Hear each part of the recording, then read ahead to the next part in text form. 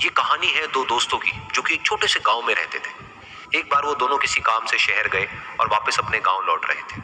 उनके गांव तक पहुंचने के लिए उनको एक घने जंगल से होकर के गुजरना था और जब वो उस जंगल से गुजर रहे थे तो एक दोस्त को प्यास लगी और वो पानी ढूंढने के लिए रास्ता भटक गए।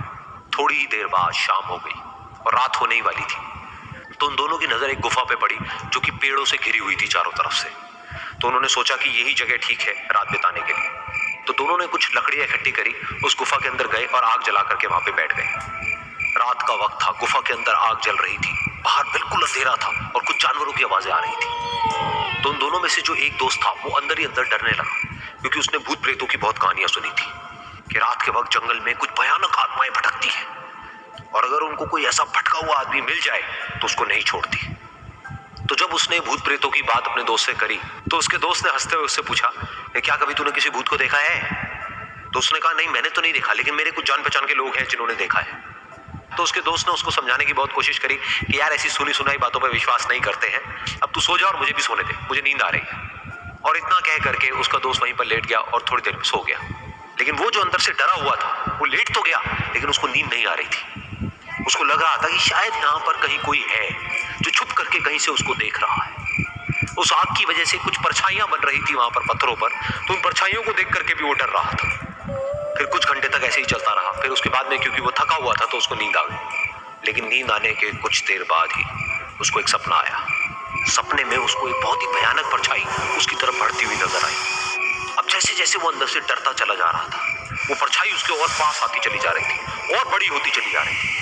और उस परछाई में एक हाथ उसको नजर आया जिसके बड़े बड़े नाखून थे और वो हाथ उसकी तरफ बढ़ता चला गया और उसके गले तक पहुंचने ही वाला था कि तभी वो डर करके एकदम से उठा।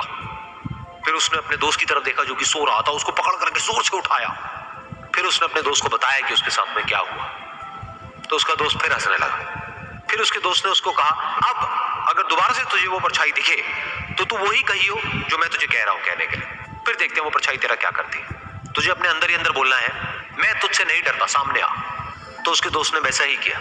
थोड़ी देर बाद दोबारा से उसको सपने में वही परछाई नजर आई और वो परछाई धीरे धीरे उसकी तरफ बढ़ने लगी। लेकिन इस बार वो उस परछाई से डरा नहीं, बल्कि अपनी पूरी हिम्मत जुटा करके उसने वही कहा, मैं तुझसे नहीं डरता, सामने आ। मैं तुझसे नहीं डरता, सामने आ। मैं तुझसे नहीं डरता, सामने आ। जैसे जैसे वो ये बोलने लगा वो परछाई छोटी होने लगी और उससे दूर होने लगी। वो बोलता रहा, वो परछाई छोटी होती रही और धीरे धीरे वो परछाई दिखनी बंद हो गई। बिल्कुल ऐसा ही हमारी जिंदगी में भी होता है।